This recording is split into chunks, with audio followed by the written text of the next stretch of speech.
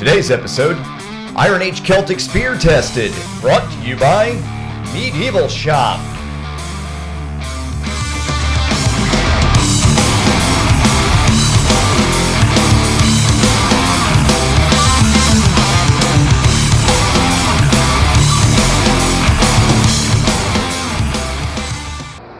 Hey, Thrand here, and today we have our Celtic spear from Medieval Shoppe. This is a beautiful design. In early period, this was made in bronze. Later period, it would have been made in iron. The one we have here today is made out of really high-grade steel. It's got a very, very good razor-sharp edge, and these broader leaf-bladed spears, and if you see the way it's shaped, it's a leaf shape, were almost like early partisan heads. I mean, they could be used to cut with as well. Matt Easton brought that up in some of his videos about cutting with spears, and different shaped heads were viable for cutting or others for armor piercing. But at this time period, they were worried about reinforcing the blade.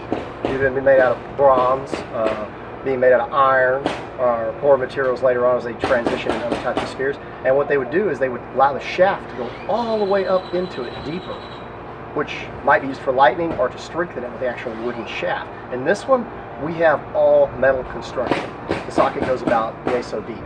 The rest is all steel and it's very good quality.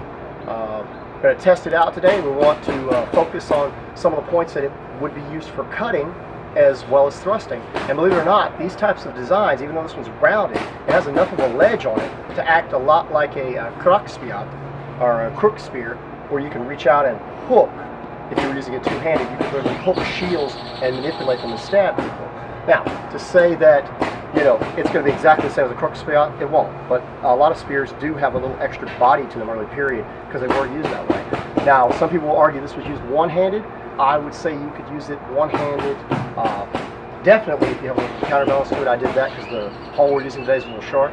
I'd probably use a little bit longer pole with this one. But this pole size is very viable on a 6-foot spear. We're going to test it out, see what we can do with it. I believe it's going to perform beautifully. It's an excellent weapon. Let's check it out.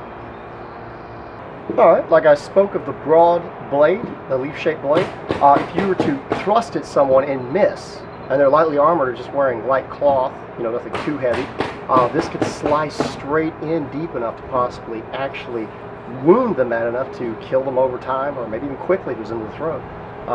That's one of the good bonuses having a broad blade. Roland Warzeka even brought up recently about broad-bladed swords, early period being used a lot, and they become more tapered, an acute taper instead of a broad edge later century due to armor, needing to get through niches, more difficult covering. And early period when this was used, this blade was the most efficient and effective way to kill your opponent. It'll leave such a wide wound. So let's go ahead and test that out. Yeah! And, like I was saying, with that broad a spear, how can you miss? We basically didn't hit right on the point. We just sliced through the entire side of the defender. Beautiful edge.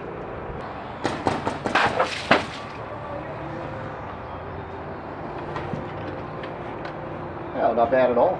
Nice slice. The only reason we didn't come out the back is I did the hair short, but I cut clean through the actual top.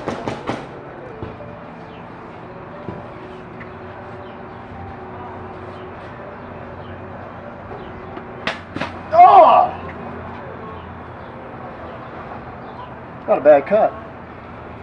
We actually lost it off our pedestal, but that's kind of expected. We have an actual piece that as it's cutting will actually catch on the outside as we see it did here. But you would get that full depth of cut all the way to here, and this would start slowing you down, kind of hindering you. But all in all, that's not a bad cut at all. Let's look at the top half. The top half you can see even better how beautiful a slice we actually got. I'm definitely impressed with that as being a cutting implement, not just a spear.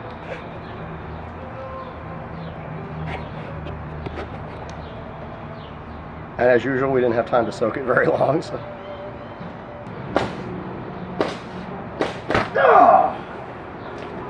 Not a bad thrust. It's a nice deep wound and broad.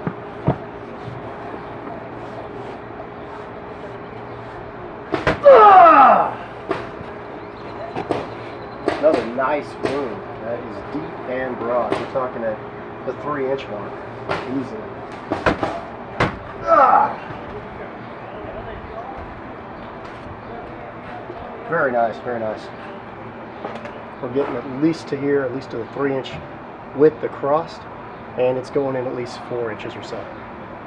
For cardboard, and it all being stacked solid, that's performing excellently, especially with this large ridge. Helps reinforce it. Ah!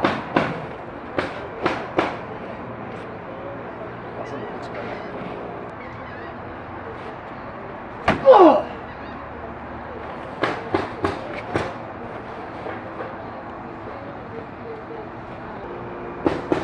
Ah!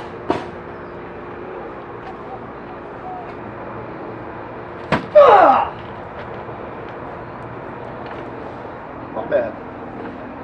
Like I said, we're getting about the 2.5-inch mark. It's a little less powerful than using it two-handed, but still, that's a lot of power. Ah! Wow. That's almost as good as the LaSalle. That is unbelievable. It's unbelievable. I am extremely impressed. Check that out up close.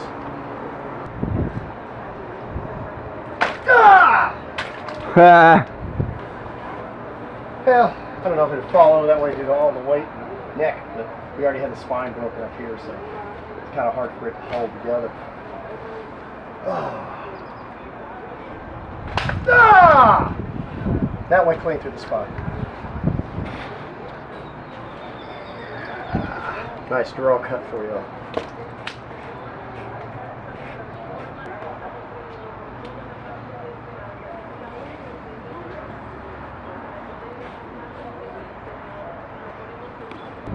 Well, I hope you enjoyed our episode today. The spear performed very well. It's still razor sharp, none of that dull bit. We did have a little problem with my socketing. It got a little loose at the end there after the really mighty blow, but other than that, it performed very well.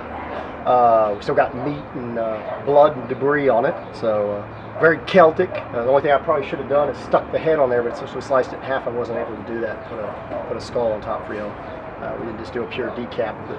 But thank you very much. You're all Tim over at Medieval Shoppe. If you all are interested in this, be sure and go by and check it out. They're very affordable. He has a very large catalog.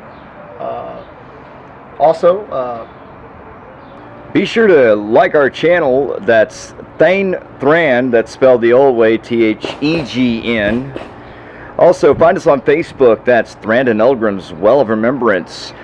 And you can always join the Thrand YouTube boat crew. That's a closed group on YouTube. You get exclusive content, things nobody else sees.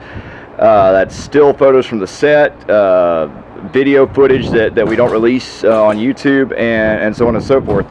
That's the Thrand YouTube boat crew. Ask to join. If you're cool with everybody and you carry on a good conversation and you're not rude, then you're welcome in and you're welcome to stay. And don't forget about Patreon, y'all. That's our donation site, guys, and all the donations you make go to good use here. It helps to improve our content, and it helps to improve the videos that you watch with us here. That's www.patreon.com/Thrand. And you can also donate at PayPal. Thrand has a PayPal account. You can get a hold of him through Yahoo, I believe. It's Thrand at Yahoo.